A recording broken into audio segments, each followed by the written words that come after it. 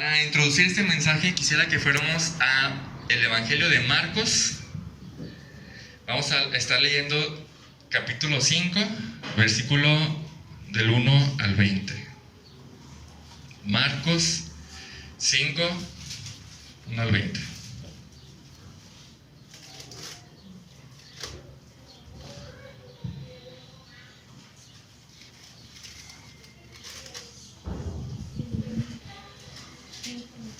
¿Estamos ahí? Vamos a orar para poner este tiempo en las manos del Señor. Gracias, bendito Padre, por esta oportunidad que tenemos de escuchar tu palabra, de leerla. Gracias por que todos tenemos una. Gracias por las facilidades que tenemos en la actualidad de tener una Biblia con nosotros, Señor. Gracias porque es gratis. Gracias porque tu palabra, tú escogiste que fuera gratis, accesible a todo el mundo, Señor, y es accesible para nosotros, Padre. Te ruego que nos ayudes a entenderla y en especial hoy te ruego por que nos ayudes a entender el tema de la libertad en Cristo, Señor. Te ruego que tu Espíritu Santo obre en nuestros corazones y en nuestras mentes, Padre. En el nombre de Jesús, amén. Bien, voy a estar leyendo en la Nueva Biblia de las Américas por si hay alguna palabra que pueda cambiar. Versículo 1. Llegaron al otro lado del mar, a la tierra de los Gadarenos. Cuando Jesús salió de la barca, enseguida se acercó a él, de entre los sepulcros, un hombre con un espíritu inmundo, que tenía su morada entre los sepulcros, y nadie podía ya atarlo, ni aun con cadenas, porque muchas veces había sido atado con grillos y cadenas, pero él había roto las cadenas y destrozado los grillos, y nadie era tan fuerte como para dominarlo. Siempre, noche y día, andaba entre los sepulcros y en los montes, dando gritos e hiriéndose con piedras. ¿Se imaginan a tal persona? Fíjense bien, una persona no cuerda, una persona que nadie puede controlarla, muy fuerte por cierto. El Evangelio de Lucas menciona que estaba desnudo todo el tiempo. Imagínense, en las noches aullaba, gritaba como loco, y él solito se lastimaba, ¿no? Imagínenselo no allá, no en la tierra de los Gadarenos. Imagínenselo aquí en Colinas. ¿Cómo nos sentiríamos sabiendo que él está suelto y que nadie puede controlarlo? ¿Cómo nos sentiríamos? ¿Dejaríamos abiertas las puertas de nuestra casa? ¿Dejaríamos ir a nuestros hijos a la tienda solos? No, yo creo que definitivamente no. Entonces, así está esta persona, ¿no? Y esta persona, como vimos, dice, nadie era tan fuerte como para dominarlo.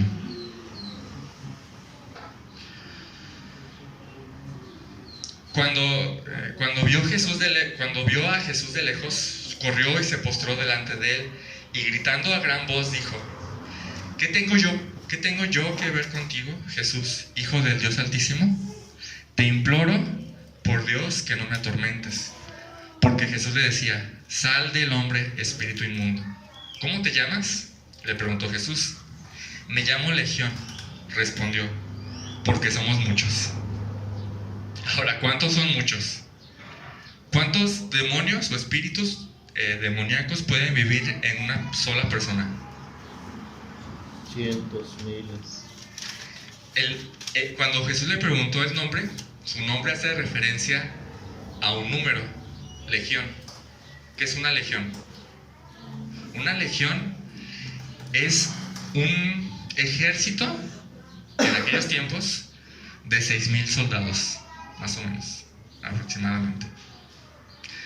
Cuando estos demonios le responden a Jesús por el nombre, está haciendo referencia a un número muy grande, muy grande. Ahora, vemos el comportamiento de esta persona. ¿Cómo describimos que era una persona, diríamos, loca, ¿no? Una persona sin conciencia, una persona desalineada, no se puede tratar con esa persona, pero feo, en un nivel extremo. Y vemos por otro lado que no es por él mismo, sino porque está controlado por miles de demonios adentro de él. ¿Creen que él, ahora vamos a hablar de esto, creen que él tenía la libertad para obrar de su propia voluntad? ¿Creen que vivía en los sepulcros por propia voluntad, por gusto? ¿Creen que él aullaba como loco a medianoche por gusto? ¿O que se lastimaba con piedras por su propia voluntad? No creo. Entonces vemos que esta persona no es libre. Está esclavizado por los demonios, por todos los demonios que tenía. Bueno, entonces, continuando, dice: le rogaba entonces con insistencia que no los enviara fuera de la tierra. Y había allí una gran manada de cerdos paciendo junto al monte. Y los demonios le rogaron diciendo: envíanos a los cerdos para que entremos en ellos. Y Jesús les dio permiso. Y saliendo los espíritus inmundos, entraron en los cerdos, y la manada de unos 2000 cerdos se precipitó por un despeñadero al mar, y en el mar se ahogaron. ¿Qué hizo Jesús?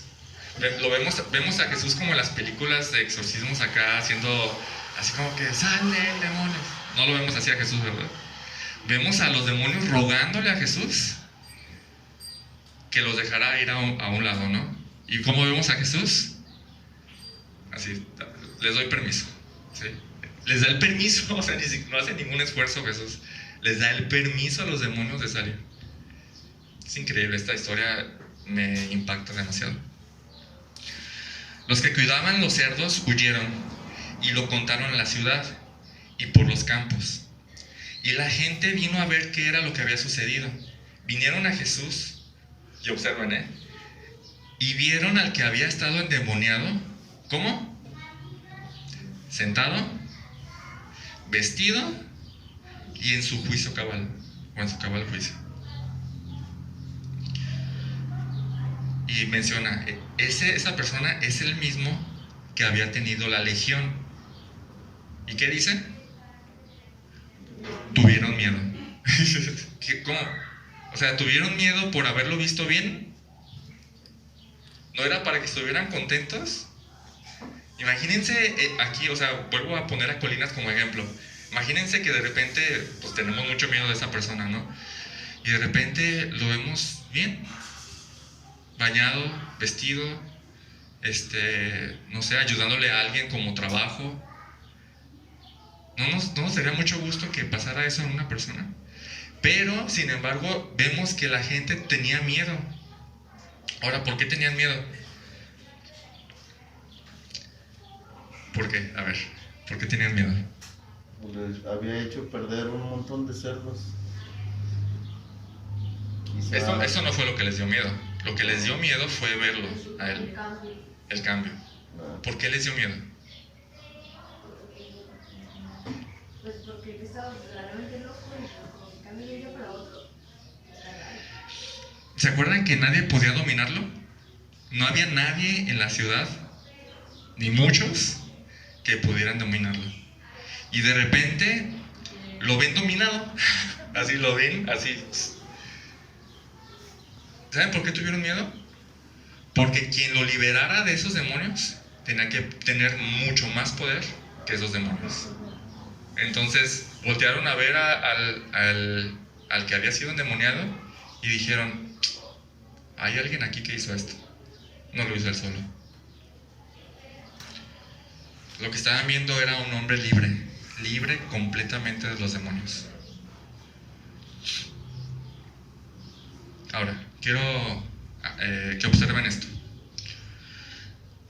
Jesús, ¿qué tanto liberó al endemoniado? No vemos que de los 6,000 demonios aproximadamente, no vemos que le dejó 3,000, ¿verdad? No. Ni siquiera vemos que le dejó 30, ni 3, ¿verdad? No, ni uno solo. Ajá, completamente, completamente libre. ¿Y cómo lo podemos comprobar? Por lo que continúa. Dice, los que lo habían visto les describieron cómo le había sucedido esto al endemoniado y lo de los cerdos. Y comenzaron a rogar a Jesús que se fuera de su región. Al entrar él en la barca, el que había estado endemoniado le rogaba a Jesús que lo dejara ir con él. Dices, eso es un cambio. Y eso comprueba de que ya no tenía demonios. ¿Algún demonio quería estar con Jesús? No. No. El endemoniado estaba completamente libre, completamente libre. Y con su voluntad quería ir hacia Jesús. Libre. Bueno, entonces esta historia gracias a esta historia podemos ver este tema de que Jesús puede hacernos completamente libres. Completamente libres. Y es exactamente lo que nos dice Juan 8:36. Vayan conmigo a Juan 8:36, por favor. Y alguien que lo tenga, ¿me puede hacer el favor de leerlo, por favor? Juan 8:36.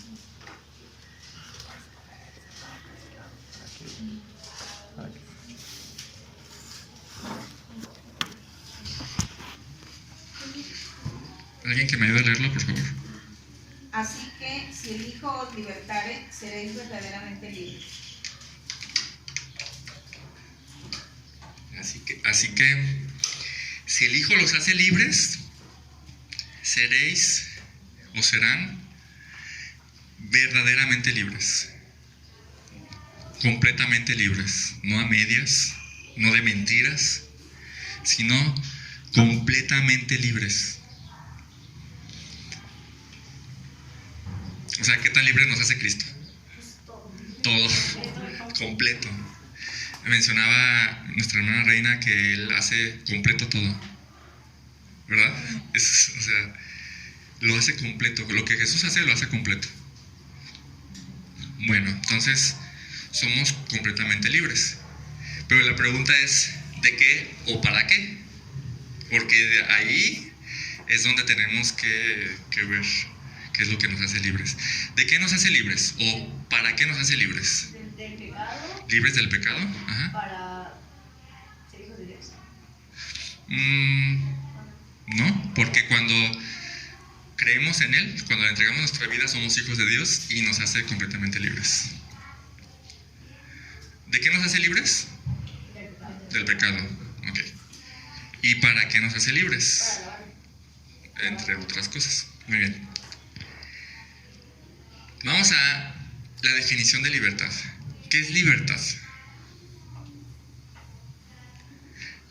¿Qué entienden por libertad?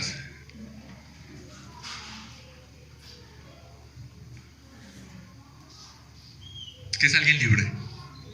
Alguien que puede tomar decisiones, o sea, hacer algo sin que te restrinjan o sea, te digan no lo puedes hacer. Esa es la libertad. Ajá. También, esa es la primera definición del diccionario. Es facultad natural que tiene el hombre de obrar de una manera o de otra. ¿Sí? La libertad que tenemos para hacer lo que elijamos hacer. Pero otra definición es estado o condición de quien no es esclavo. ¿Sí? O sea, alguien que no es esclavo es libre. Y si eres libre, tienes la facultad de poder decidir estas cosas. Porque si eres esclavo no puedes decidir nada, ¿verdad? Entonces, las dos se complementan, pero en específico vamos a ver esta cuestión de... Es que cuando Cristo nos libera ¿para qué? Para hacer lo que queramos, para hacer lo que decidamos, o de qué nos libera, ¿no? Fíjense bien, este versículo dice, así que si el Hijo los libertare, serán completamente libres, o serán verdaderamente libres. Pero el contexto nos va a ayudar a entender qué tipo de libertad está hablando. Vamos a el versículo 31 de Juan 8, por favor. Juan 8, 31. ¿Ya están ahí? Dice: entonces Jesús decía a los judíos que habían creído en él: si ustedes permanecen en mi palabra, verdaderamente son mis discípulos y conocerán la verdad, y la verdad los hará libres. Ellos contestaron: somos descendientes de Abraham y nunca hemos sido esclavos de nadie. ¿Cómo dices tú serán libres? Jesús les respondió: en verdad les digo que todo el que hace pecado, y aquí no quiere decir que hacemos en general, sino hacemos continuamente, o sea, practicándolo, el pecado, es esclavo del pecado. Y el esclavo no queda en la casa para siempre, el Hijo sí permanece para siempre. Y es donde viene el versículo: así que si el Hijo los hace libres, ustedes serán realmente libres. Entonces, ¿de qué libertad nos está hablando Jesús? Como dice: en verdad les digo, el que practica el pecado es esclavo del pecado. Entonces dice: si el Hijo los hace libres, ¿de qué nos hace libres? Del pecado. ¿Sí? Pero más específico, de la esclavitud del pecado. ¿Sí? Dice Jesús: todo el que practica el pecado es esclavo del pecado. Y si yo los hago libres del pecado, ustedes serán verdaderamente o realmente libres del pecado. Así que es un hecho. Lo que nos está diciendo Jesús aquí es un hecho. Somos libres del pecado. Pero me pregunto, ¿somos libres del pecado? ¿Sí? ¿No estamos esclavizados al pecado?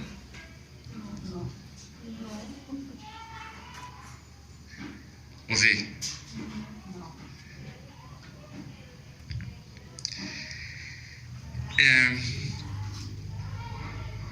¿Cómo luce? ¿Cómo luce? Imagínense al endemoniado completamente libre de los demonios. Este es un ejemplo perfecto. Lo liberó completamente de los demonios. Así nosotros somos completamente liberados de la esclavitud del pecado. Ahora, ¿cómo luce esto en la vida práctica? Para esto vamos a irnos a Romanos 6.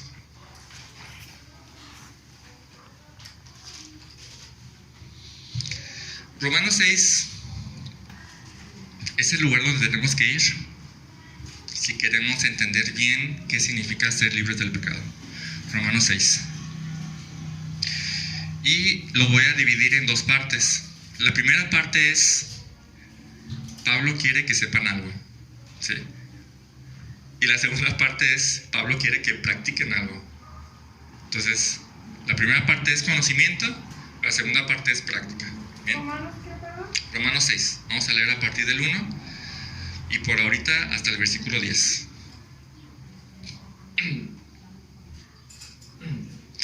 Dice: ¿qué diremos entonces? ¿Continuaremos en pecado para que la gracia abunde? De ningún modo. Nosotros que hemos muerto al pecado, ¿cómo viviremos aún en él? ¿O no saben ustedes que todos los que hemos sido bautizados en Cristo Jesús hemos sido bautizados en su muerte? Por tanto, hemos sido sepultados con él por medio del bautismo para muerte, a fin de que como Cristo resucitó de entre los muertos por la gloria del Padre, así también nosotros andemos en novedad de vida. Porque si hemos sido unidos a Cristo en la semejanza de su muerte, ciertamente lo seremos también en la semejanza de su resurrección. Sabemos esto, que nuestro viejo hombre fue crucificado con Cristo, para que nuestro cuerpo de pecado fuera destruido, a fin de que ya no seamos esclavos del pecado. Porque el que ha muerto ha sido libertado del pecado. Y si hemos muerto con Cristo, creemos que también viviremos con él, sabiendo que Cristo, habiendo resucitado de entre los muertos, ya no vuelve a morir. La muerte ya no tiene dominio sobre él, porque en cuanto a que él murió al pecado de una vez para siempre. Pero en cuanto él vive para Dios. Bueno, vamos a estar estudiando esto. Y empieza diciendo: ¿qué diremos entonces? ¿Continuaremos en pecado para que la gracia abunde? Dices, ¿por qué viene hablando de esto? Viene hablando de un concepto en donde que gracias a que el pecado abundó, Dios decidió dar gracia que cubra la abundancia del pecado. ¿Sí? O sea, Dios decidió dar una gracia sobreabundante. Entonces, ya que la gracia sobreabunda cuando hay pecado, Pablo se pregunta, ¿entonces voy a pecar más para que la gracia abunde aún más? La respuesta es, de ningún modo. No. La palabra aquí es así enfática. No, para nada. Porque dice, nosotros que hemos muerto al pecado, ¿cómo viviremos aún en él? Nosotros que hemos muerto al pecado, ¿cómo viviremos aún en él? Esta afirmación es la base sobre la cual se desarrolla todo el capítulo y toda esta discusión de la libertad y la esclavitud del pecado. Dice, nosotros que hemos muerto al pecado, ¿cuándo morimos al pecado? Cuando aceptamos a Jesús. Cuando le entregamos nuestra vida a Jesús. Ahí morimos al pecado. No antes, no después. Fue en el momento cuando le entregamos nuestra vida a Jesús. ¿Y qué quiere decir esto de que hemos muerto al pecado? ¿Quiere decir que nos deshicimos de él? No, porque ahí está todavía. ¿Quiere decir que ya no voy a pecar? No, porque todavía pecamos. Lo que quiere decir es que yo ya estoy muerto a él. ¿Sí? Pablo procede a explicarlo, porque necesita una mayor explicación, ¿no? Dice, ¿o no saben ustedes que todos los que hemos sido bautizados en Cristo Jesús, hemos sido bautizados en su muerte? ¿Y qué tiene que ver el bautismo aquí? ¿Qué tiene que ver el bautismo? No está hablando del mandato del bautismo. De hecho, gracias a este bautismo, que es el real, nosotros nos bautizamos simbólicamente.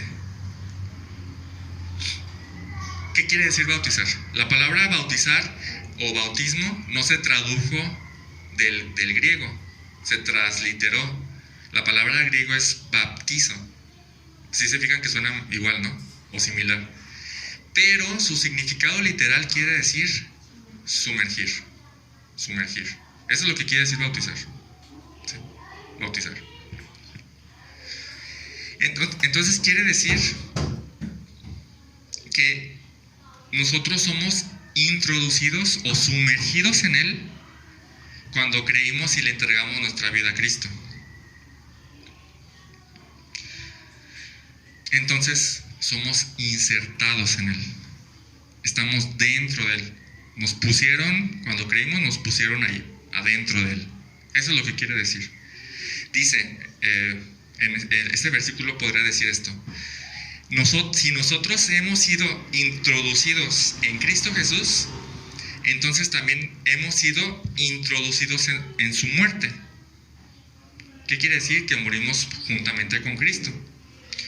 Y continúa, por tanto, hemos sido sepultados con él por medio del bautismo para muerte, a fin de que como Cristo resucitó de entre los muertos por la gloria del Padre, así también nosotros andemos en vida nueva. Porque si hemos sido plantados, ahí está otra vez el concepto, ¿no? Plantados. ¿Qué hacemos cuando plantamos algo, una semilla? Pues la introducimos en la tierra, ¿no? Ese es el concepto. Porque si hemos sido plantados en Cristo, en la semejanza de su muerte, ciertamente lo seremos también en la semejanza de su resurrección. O sea, no solamente morimos con él, sino que también fuimos sepultados con él. Y así como él resucitó, nosotros estando en él, también resucitamos juntamente con él. ¿Qué es todo lo que esto quiere decir? Suena muy complicado, ¿no? Como muy revuelto, ¿no? Lo que quiere decir es que imagínense como si Cristo aquí estuviera acostado. Cuando creemos, cuando le entregamos nuestra vida a Cristo, el Espíritu Santo nos inserta en el cuerpo de Cristo, ¿sí? Y Cristo pasa por la muerte, Cristo pasa por la sepultura, Cristo pasa por la resurrección y Cristo sale a una vida nueva, ¿no? Y nosotros estando en Él, ¿en dónde estamos? Pasamos por todo eso, ¿sí o no? Es como, imagínense un barco que va de aquí a, no sé, al otro lado del mundo. El barco, si el barco llega y nosotros estamos dentro del barco, nosotros también llegamos, ¿sí o no? Es eso mismo. Estando en Cristo pasamos por la crucifixión, pasamos por su muerte, sepultura, resurrección y salimos en vida nueva.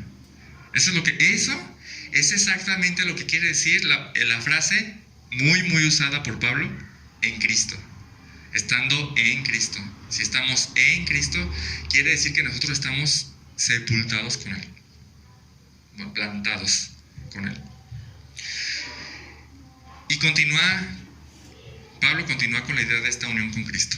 Dice, sabemos esto, que nuestro viejo hombre fue crucificado con Cristo para que nuestro cuerpo de pecado fuera destruido, a fin de que ya no seamos esclavos del pecado. Y dice esto, sabemos esto, o sea, esto es un hecho incuestionable. Nuestro viejo hombre fue crucificado con Cristo. Es un hecho incuestionable. Ya está, cuando le entregamos nuestra vida a Cristo, nuestro viejo hombre fue crucificado. ¿Qué es esto de viejo hombre? ¿Qué es el viejo hombre? Ahí está, el viejo yo, no el nuevo, el viejo yo. Se refiere a ese hombre muerto que estaba inmerso en delitos y pecados, el cual era yo. Bueno, al momento de entregarle mi vida a Cristo, ese hombre fue crucificado. Como dice, para que nuestro cuerpo de pecado fuera destruido. Destruido. Dices, ¿sí pasó? O sea, ¿de verdad? ¿Sí pasó? Todo esto pasó en un instante. ¿Cuándo? Cuando le entregamos nuestra vida a Cristo. Esto pasó, de verdad pasó, cuando le entregamos nuestra vida a Cristo. Esto es una realidad espiritual. Corporalmente, pues estamos aquí, ¿no? Y nadie sufrió la crucifixión, ¿verdad? ¿Alguien de aquí sintió los clavos en sus manos? ¿O sintió la corona de espinas? No. Esto es una realidad espiritual. Pero que tiene consecuencias en la vida práctica. Esto que pasó allá tiene consecuencias en la vida práctica. Por eso Pablo separa estas dos cuestiones. Primero quiero que sepan esto que pasó, y después quiero que lo lleven a la práctica. Pablo lo resume así: porque el que ha muerto ha sido liberado del pecado. Aquí está la relación, El que ha muerto ha sido liberado del pecado. O sea, si morimos al pecado, quedamos libres de la tiranía del pecado. Ya no somos más esclavos del pecado, como para obedecerlo, ¿no? Un esclavo, ¿qué es un esclavo? ¿Cómo podemos definir la esclavitud? ¿Cómo podemos definir un esclavo? Alguien que trabaja para alguien. Alguien que trabaja para alguien. Alguien que trabaja para la otra persona superior. Sin recibir nada a cambio. Esa es una buena. El esclavo, dicen, es una persona que trabaja para alguien sin recibir dinero. Yo iría más allá. Alguien que no tiene derecho. Alguien que no tiene derecho. Bueno, el trabajador podría decir, no me gusta ese trabajo, prefiero no trabajar para ti, aunque no me pagues. Pero el esclavo no tenía ni siquiera derecho a decidir. El esclavo, más que una relación de trabajo, era una relación de pertenencia. El amo posee esclavos, no los contrata, ¿sí? Es el dueño de los esclavos. Y siendo el dueño de los esclavos, él decide qué hacer con los esclavos, ¿sí o no? Ese es el aspecto. Bueno, entonces, ahora imagínense que ese esclavo, por una u otra situación o circunstancia, queda libre. ¿El amo antiguo puede decirle qué hacer?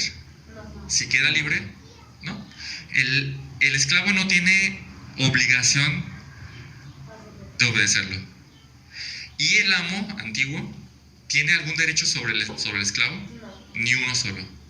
Ni uno solo. Se rompe totalmente la relación cuando el esclavo queda libre.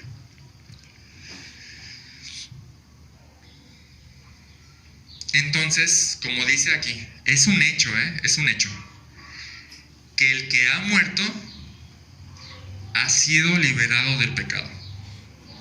Por lo tanto, dice el 8. Ahorita ya vamos a empezar a aterrizar todo porque todo está así como en el aire.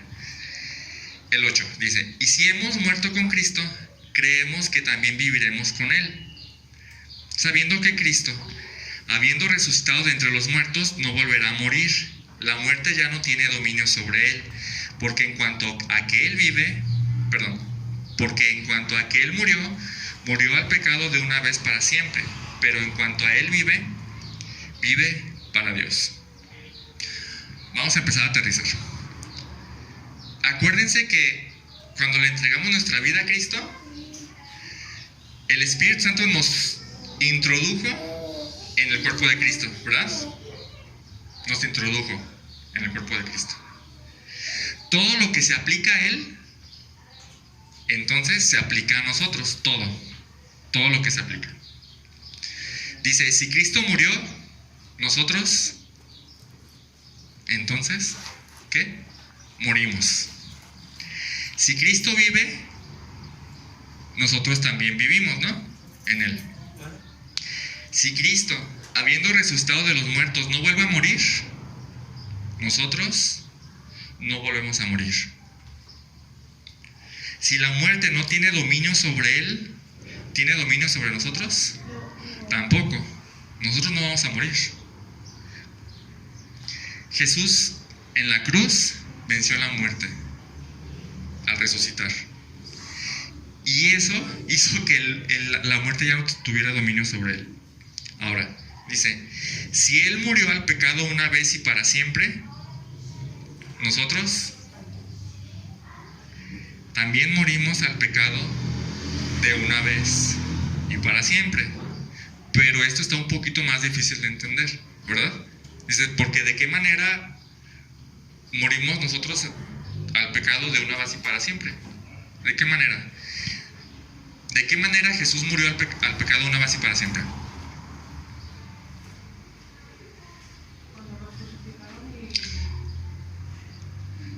Cuando lo crucificaron, Él pagó el precio del pecado. Entonces, nosotros ya no tenemos nada que pagar, ¿verdad? Cuando entregamos nuestra vida a Cristo, Él cubrió el precio del pecado. Entonces, nosotros ya no tenemos nada que pagar. Y por otro lado, cuando Él murió al pecado, también quebró el poder del pecado. Entonces, el pecado ya no tiene tampoco poder sobre nosotros. Y dices, ¿sí? ¿Ya no tiene poder sobre nosotros? ¿Y en la práctica? ¿Qué opinan? ¿Sí? ¿Vencemos siempre al pecado? No siempre. O sea, no practicamos, pero hacemos. Bien, muy bien. Dice, entonces, esto que sigue a continuación es muy, muy, muy importante. Así, pónganme atención. Dice, pero en cuanto Él vive, para Dios vive. ¿Qué significa esto?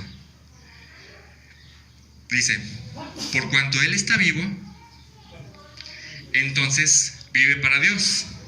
Entonces, si Él está vivo y vive para Dios, nosotros estamos vivos y nosotros entonces tenemos que vivir para Dios. Estamos vivos espiritualmente y en la práctica tenemos que vivir para Dios. ¿Qué significa esto? Bueno, vamos a ver el resumen que Pablo hace en el versículo 11. Así que también ustedes, considérense muertos para el pecado, pero vivos para Dios en Cristo Jesús. Dice, considérense. Considérense es un término acá, mental. Sépanlo, estén seguros de esto. Sepan que por un lado están muertos al pecado. ¿Sí? Por un lado estamos muertos al pecado. Por otro lado, sepan que en Cristo están vivos para Dios. Por un lado, ya no tienen por qué obedecer a su antiguo amo. Eso es lo que quiere decir. Pero por otro lado, si están vivos, tienen que vivir para un nuevo amo. Básicamente lo que está diciendo aquí es, sepan que tienen un nuevo amo al cual servir. ¿Desde cuándo? Desde que le entregamos nuestra vida a Cristo. Ahí está el punto, Ahí está nuestro antes y después. Nuestro antes es nuestro viejo hombre. Le entregamos nuestra vida a Cristo y hay un después. Tenemos una nueva esclavitud. ¿Okay? La esclavitud a Dios.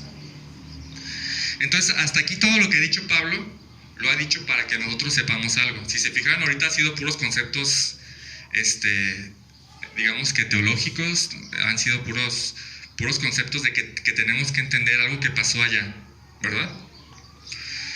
Y esto lo hace Pablo para encerrarnos, para que cuando lleguemos a la práctica digamos, pues no tengo opción, creo que tengo que hacerlo. Eso es común en Pablo. Entonces, ahorita estamos en ese punto donde ya sabemos qué es lo que hizo allá Cristo en nuestra realidad espiritual.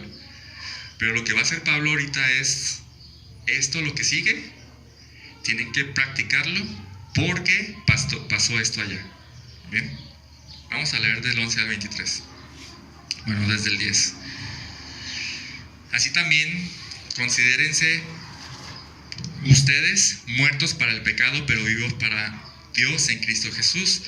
Por tanto, no reine el pecado en su cuerpo mortal para que ustedes lo obedezcan a sus lujurias, ni presenten los miembros de su cuerpo al pecado como instrumentos de iniquidad, sino preséntense ustedes mismos a Dios como vivos de entre los muertos, y sus miembros a Dios como instrumentos de justicia. Porque el pecado no tendrá dominio sobre ustedes, pues no están bajo la ley, sino bajo la gracia. Entonces, ¿qué? ¿Pecaremos porque no estamos bajo la ley, sino bajo la gracia? De ningún modo. ¿No saben ustedes que cuando se presentan como esclavos a alguien para obedecerle, son esclavos de aquel a quien obedecen, ya sea del pecado para muerte o de la obediencia para justicia? Pero gracias a Dios que aunque ustedes eran esclavos del pecado, se hicieron obedientes de corazón a aquella forma de doctrina a la cual fueron entregados. Y habiendo sido liberados del pecado, ustedes se han hecho esclavos de la justicia. Hablo en términos humanos por causa de la debilidad de su carne, porque de la manera que ustedes presentaron sus miembros como esclavos a la impureza y a la iniquidad, para iniquidad, así ahora presenten sus miembros como esclavos a la justicia para santificación. Porque cuando ustedes eran esclavos del pecado, eran libres en cuanto a la justicia. ¿Y qué fruto tenían estando en aquellas cosas de las cuales ahora se avergüenzan? Porque el fin de estas cosas es muerte. Pero ahora, habiendo sido liberados del pecado y hechos esclavos de Dios, tienen por fruto la santificación y como resultado la vida eterna. Porque la paga del pecado es la muerte, pero la dádiva de Dios en Cristo, la dádiva de Dios es vida eterna en Cristo Jesús, Señor nuestro. Esto es práctico, muy, muy práctico, muy práctico. Dice, por tanto, en el 12, no reine el pecado en su cuerpo mortal para que ustedes no obedezcan a sus lujurias, ni presenten los miembros de su cuerpo al pecado como instrumentos de iniquidad. ¿Quién ha muerto al pecado? Y básicamente tenemos que decir, y por lo tanto, el pecado ya no tiene autoridad sobre esa persona y no tenemos por qué obedecer al pecado. Dice, no debe permitir que él reine, que el pecado reine. ¿Qué quiere decir esto? Ya no es de que él tenga el reinado, Dice que tú ya eres libre y tú no debes permitir que Él reine. Ya es una cuestión de voluntad, ¿sí o no? Ya nosotros somos libres, es una cuestión de voluntad. Y de hecho dice, tampoco permitan que, Él reine sobre ustedes para que ustedes obedezcan sus lujurias, ni presenten los miembros de su cuerpo al pecado como instrumentos de iniquidad.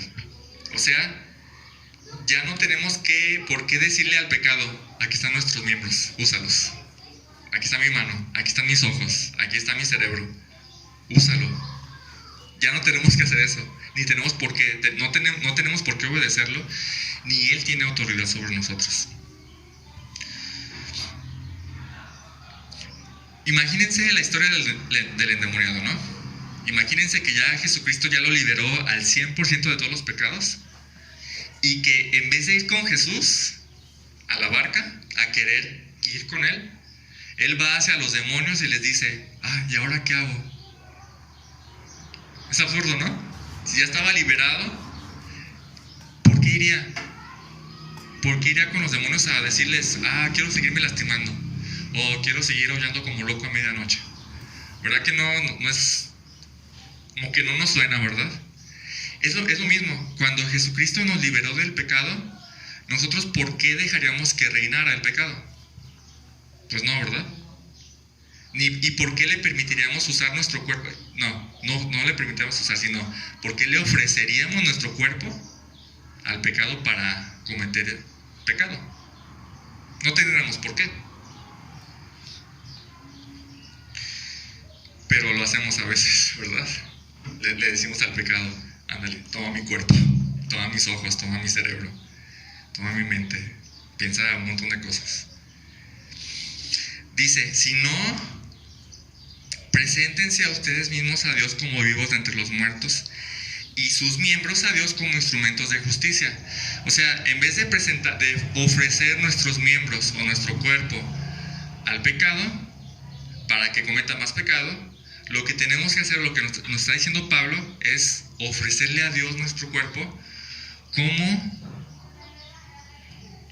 dice, preséntense ustedes mismos como vivos entre los muertos. ¿Cuándo fue que resucitamos? ¿Cuándo fue que Dios nos dio vida? Cuando le entregamos nuestra vida a Cristo, ¿no? Dice, así preséntense como vivos entre los muertos. Y sus miembros, ofrézcanselos, preséntenlos. La idea es ofrecerlos a Dios. Es como hacer una ofrenda, aquí está mi cuerpo. Es para ti. Úsalo como instrumento de justicia. O sea, para hacer... aquí la justicia se refiere más que nada a una vida recta. Una vida en rectitud. Es decirle a Dios, Señor, aquí está mi cuerpo, aquí están mis ojos, aquí están mis manos, aquí están mis pies. Usa todo lo necesario para producir una vida recta en mí y que sirva para tu reino. Y el 14, fíjense cómo dice el 14. Porque el pecado no se enseñoreará de ustedes, pues no están bajo la ley, sino bajo la gracia. ¿Se puede más claro? ¿Qué quiere decir esta cuestión de enseñorearse?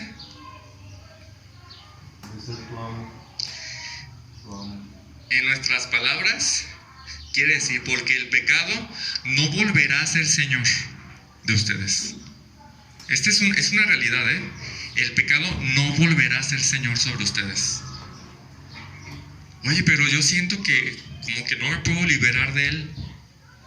No, dice aquí, el pecado no volverá a ser Señor. Es un hecho, una realidad. El pecado no se volverá a enseñorear de ustedes. Pues no están bajo la ley, sino bajo la gracia. Entonces, esta cuestión de que no estamos bajo la ley, sino bajo la gracia, dice que ya no estamos bajo la ley porque ya no estamos sujetos a una ley que cumplir. ¿Quién cumplió la ley? Cristo nada más. Él la cumplió. Y nosotros estamos dentro de Él. ¿Se acuerdan de eso? Entonces, en Él, nosotros la cumplimos a la perfección. Ya no estamos bajo la ley. Sino, dice, bajo la gracia, bajo el regalo de Dios. Esto fue un regalo. No fue algo de nosotros. Entonces, ¿qué? Dice, ¿pecaremos porque no estamos bajo la ley, sino bajo la gracia? Y Pablo pregunta esto y le dice, de ningún modo, para nada, no voy a pecar. Y es como, ¿que nomás estaba escuchando lo que estaba diciendo? No, para nada. El hecho de que esté bajo la gracia y que no tenga ninguna ley, no quiere decir que tengo que pecar, o que voy a pecar, porque si no, quiere decir que sigo siendo esclavo del pecado, ¿no?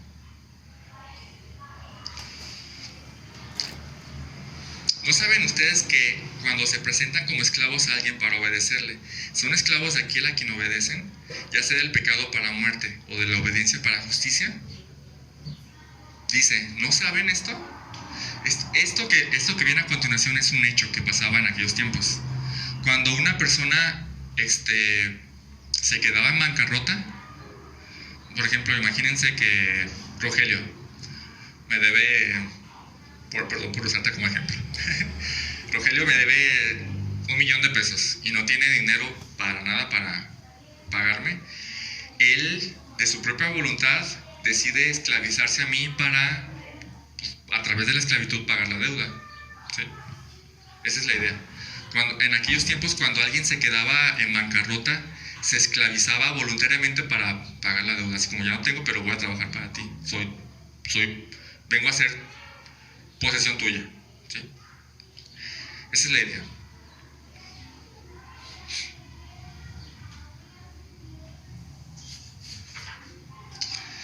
Era algo muy común en aquellos tiempos. O sea, los judíos no solían tener esclavos extranjeros. Sí, a veces tenían, pero esto pasaba muy a menudo.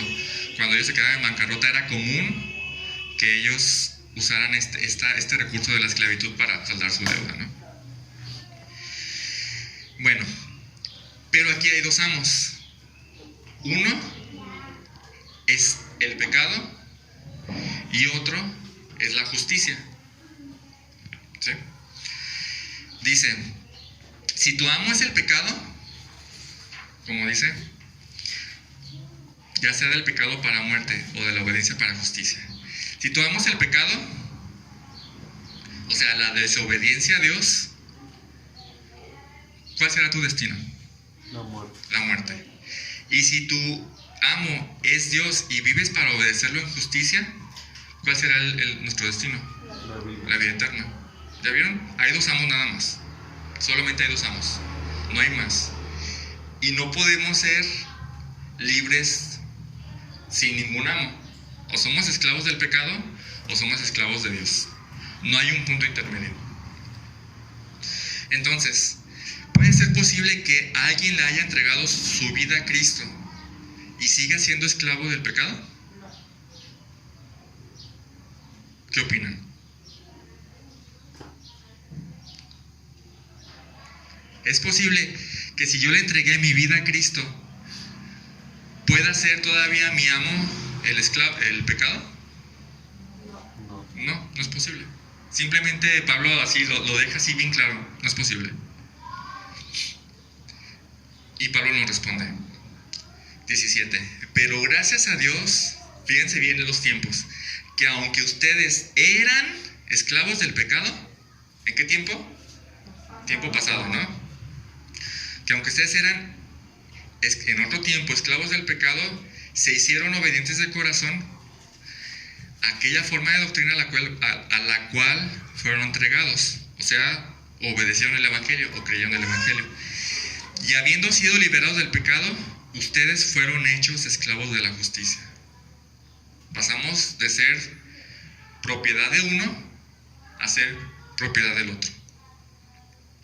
Ustedes eran esclavos del pecado, pero ahora, gracias a Dios, dice, vinieron a ser esclavos de la justicia, o una vida recta que le agrada a Dios, ¿no? Entonces pasamos a ser esclavos de uno para ser esclavos de otro. Dice el 19, hablo en términos humanos por causa de la debilidad de su carne. Dice, Pablo usa estas analogías para que podamos entenderlas nosotros. Porque de la manera que ustedes presentaron sus miembros como esclavos a la impureza y a la iniquidad para producir más iniquidad, ¿cuándo? Dice, porque de la manera que ustedes presentaron en otro tiempo sus miembros como esclavos, ahora presenten sus miembros como esclavos a la justicia, ¿verdad? ¿Sí lo empiezan a notar? Somos esclavos ahora de un nuevo amo. Ya no somos, después de que le entregamos nuestra vida a Cristo, ya no somos esclavos del pecado. Ahora venimos a ser esclavos de otro más. Dejamos de ser esclavos del pecado para ser esclavos de Dios. Dice, ahora presenten sus miembros como esclavos a la justicia para santificación. Porque cuando ustedes eran esclavos del pecado, eran libres en cuanto a la justicia. Ya se fijaron, no pueden ser esclavos de los dos. Si eres esclavo de uno, eres libre del otro. Y si eres esclavo del otro, eres libre del uno. ¿Sí me explico? Dice, ¿qué fruto tenían entonces en aquellas cosas de las cuales ahora se avergüenzan? Cuando éramos esclavos del pecado. ¿Cuál era el fruto? ¿Qué hacíamos que nos hacía avergonzarnos ahorita? En aquel tiempo a lo mejor nos daba orgullo, ¿no? Pero ahorita nos avergüenza. ¿Cuál era el fin de estas cosas? La muerte. Y fíjense bien cómo dice, pero ahora, sí, ahí está la palabra, ¿no? Pero ahora, no antes, sino ahora, habiendo sido liberados del pecado y hechos, ahí viene la palabra siervos, ¿no? Siervos, la palabra es esclavos, es la misma palabra que se está usando de esclavitud. Pero ahora, no antes, sino ahora, ustedes pasaron a ser esclavos de Dios y tienen por fruto la santificación y como resultado la vida eterna. Lo que nosotros producimos estando esclavos de Dios es santificación, que es separación del pecado, separación del mundo, separación de lo que no le gusta a Dios. ¿Y cuál es el fin de eso? La vida eterna. Entonces, creo que aquí es donde este versículo que sigue empieza a cobrar sentido. Porque la paga del pecado es muerte, pero la dádiva de Dios es vida eterna en Cristo Jesús, Señor nuestro. Sigue hablando del pecado como un amo, Y el pecado es muy buen amo.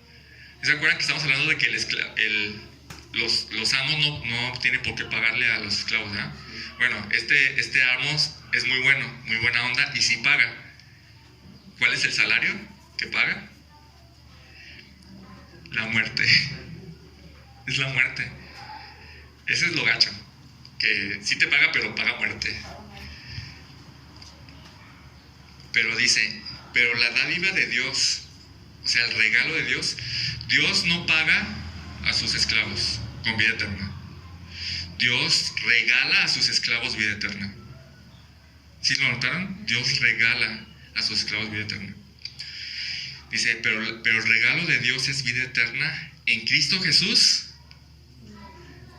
Sí, en todo este discurso no se había mencionado la palabra Señor junto con la palabra Jesús. Y aquí se menciona que es nuestro Señor, nuestro amo. ¿Lo notaron? No somos esclavos del pecado, somos esclavos de nuestro amo y Señor, Jesucristo. Y nuestra esclavitud, esta esclavitud a Jesucristo, es de lo que habla Juan 8:36, cuando dice, si el Hijo los libertare, seréis verdaderamente libres. Esta esclavitud a Cristo es la verdadera libertad. Suena raro, ¿verdad? Pero siendo esclavos de Jesucristo, somos verdaderamente libres. ¿Para qué? Somos libres del pecado que nos estorba para ir a obedecer como debemos obedecer a Cristo. Esa es la libertad. Conclusión. El cristiano es libre del pecado. Eso creo que ya nos quedó claro, ¿no? Somos libres del pecado. Ya no tenemos por qué obedecer a ese amo. De hecho, es un mandato. No tenemos que permitir que Él reine. No tenemos que ofrecerle nuestros miembros al pecado para que Él haga lo que quiera con nosotros. Entonces, al ser libres del pecado, inmediatamente pasamos a ser esclavos de Dios. Así que, en un sentido, nunca somos libres. ¿Sí notaron eso? Nunca somos libres. O sea, no somos libres para hacer lo que nosotros queramos o para decidir lo que nosotros queramos decidir. Porque antes de entregarle nuestra vida a Cristo, nosotros hacíamos lo que decía el pecado que hiciéramos. Y tan bueno es el pecado que ni siquiera lo sentíamos, ¿verdad que no? Simplemente pecábamos a nuestro gusto. Pero cuando le entregamos nuestra vida a Cristo, nuestro gusto ahora es obedecerlo. Este es nuestro deleite, obedecerlo. Tenemos un nuevo amo. Yo entendí esto, estaba en la iglesia donde estábamos, en la IBG. Yo daba un estudio que se llamaba Mentiras comunes y respuestas bíblicas para esas mentiras, ¿no? Y se trataba de, ¿sí te acuerdas tú? ¿Lo llegas a tomar? Bueno, se trataba simplemente de algunas mentiras y las respuestas bíblicas a esas mentiras que los cristianos creíamos, ¿no? Entre esas mentiras, por ejemplo, estaba, es una mentira muy común, pero pensamos que el diablo está en todas partes, ¿verdad? Pero no, el diablo no es omnipresente como Dios. O pensamos que el diablo lo sabe todo, tampoco es omnisciente el diablo. Pero hubo una mentira que no estaba en el manual, pero que gracias a que estaba estudiando el manual se me vino a la mente, y era esta. Yo como cristiano no puedo ser libre del pecado. Es una mentira, que acabamos de ver la verdad. Entonces ya cuando empecé a ver esa verdad dije, no tengo por qué obedecer al pecado. No tengo por qué. Simplemente soy libre en Cristo. Dios usó ese material para hacerme entender eso. Entonces, en base al pasaje que acabamos de ver, ¿es claro o no que somos libres del pecado? Creo que es muy claro, ¿no? Muy, muy claro. Pero podemos estarnos preguntando ahorita, pero yo todavía no creo que hay pecados que todavía me tienen esclavizado. Digo, no sé. ¿Hay algún pecado que te tenga esclavizado? ¿Todavía? ¿Hay algún pecado del cual no puedas ser libre ahorita? ¿Todavía? Hay dos respuestas para eso. Una, que puede que le hayas entregado tu vida a Cristo, pero que estés creyendo la mentira de Satanás de que no puedes ser libre. Y la otra opción es que puede que realmente todavía no has sido liberado del pecado, lo cual quiere decir que todavía no le has entregado tu vida a Cristo, lo cual quiere decir que lo que nos espera es una muerte segura si no le hemos entregado nuestra vida a Cristo. En cualquiera de estos dos casos, aquí está la verdad. ¿Cuál es la verdad?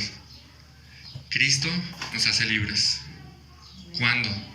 Cuando le entregamos nuestra vida a Cristo. Así que, hermanos, amigos, si hay alguien aquí que no le haya entregado su vida a Cristo, entrégasela.